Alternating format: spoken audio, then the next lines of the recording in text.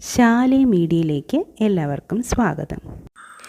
മധുരയിലെ യാത്രാവിശേഷങ്ങളും തിരുമല നായക് പാലസിൻ്റെ കാഴ്ചകളുമാണ് ഇന്നത്തെ വീഡിയോയിൽ.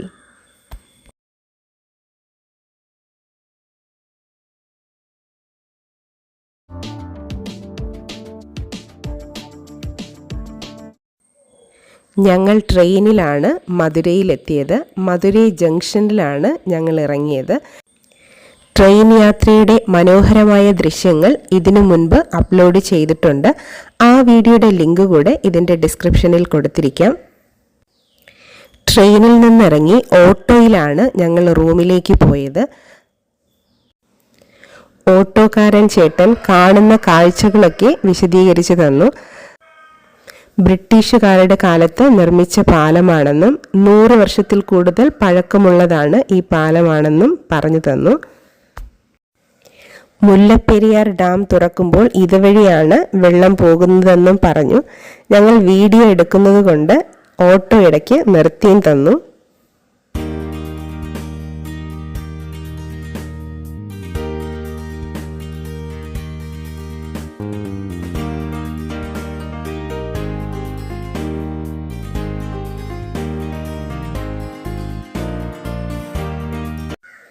നേരെ ഞങ്ങൾ റൂമിലേക്കാണ് വന്നത്. ഇവിടെ AC റൂമും നോൺ AC റൂമും അവൈലബിൾ ആണ്. ഇവിടെ നല്ല ചൂടായതുകൊണ്ട് തന്നെ AC റൂമാണ് ഞങ്ങൾ സെലക്ട് ചെയ്തത്. മധുരയിലെ അരവിന്ദ് ഐ ഹോസ്പിറ്റലിൻ്റെ തൊട്ടടുത്താണ് ഞങ്ങൾ എടുത്ത റൂം.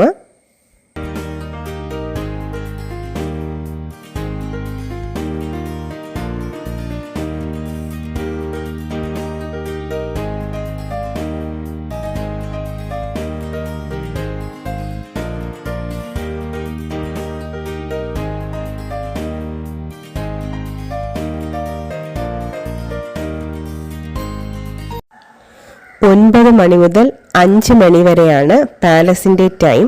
അല്പസമയം ഞങ്ങൾ ഇവിടെ ഇരുന്നതിന് ശേഷം പാലസിലോട്ട് യാത്രയായി. നമ്മുടെ നാട്ടിൽ കാണുന്നതിൽ നിന്നും വ്യത്യസ്തമായി 2 സീറ്റുകളുള്ള ഓട്ടോയാണ് ഞങ്ങൾക്കിപ്പോൾ കിട്ടിയത്. ആദ്യമായാണ് ഇതേപോലുള്ള ഓട്ടോയിൽ കയറുന്നത്. മധുര സിറ്റിയിൽ നിന്നും 1.5 കിലോമീറ്റർ അകലെയാണ് കൊട്ടാരം സ്ഥിതി ചെയ്യുന്നത്. ഒരാളിന് 10 രൂപയാണ് ടിക്കറ്റ് ചാർജ് വരുന്നത്. ഞങ്ങൾ പോയ ദിവസം അവിടെ മെയിൻ്റനൻസ് പണിയൊക്കെ നടക്കുന്നുണ്ടായിരുന്നു. ഇന്ത്യയിലെ മധുരൈ നഗരത്തിൽ 1623 മുതൽ 1659 വരെ മധുര ഭരിച്ചിരുന്ന മധുരയിലെ നായക് വംശത്തിലെ രാജാവായ തിരുമല നായക് രാജാവ് 1636 സ്ഥാപിച്ച 17-ാം നൂറ്റാണ്ടിലെ കൊട്ടാരമാണ് തിരുമലൈ നായക് കൊട്ടാരം.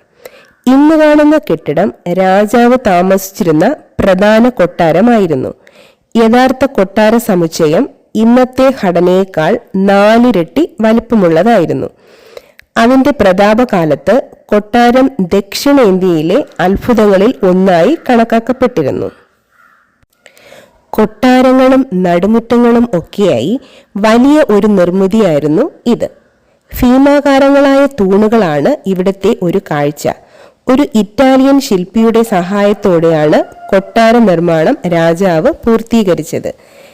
400 വർഷത്തിലധികം പഴക്കമുള്ള കൊട്ടാരത്തിന്റെ പല ഭാഗങ്ങളിലും തിരുമലൈ നായകിന്റെ കാലശേഷവും നശിപ്പിക്കപ്പെടുകയോ കൊള്ളയടിക്കപ്പെടുകയോ ചെയ്തിട്ടുണ്ട്. അതുകൂടാതെ രാജാവിന്റെ സ്വന്തം കൊച്ചുമകൻ മറ്റൊരു കൊട്ടാരം നിർമ്മിക്കുവാനായി ഇതിന്റെ പല ഭാഗങ്ങളും എടുത്തിട്ടുമുണ്ട്.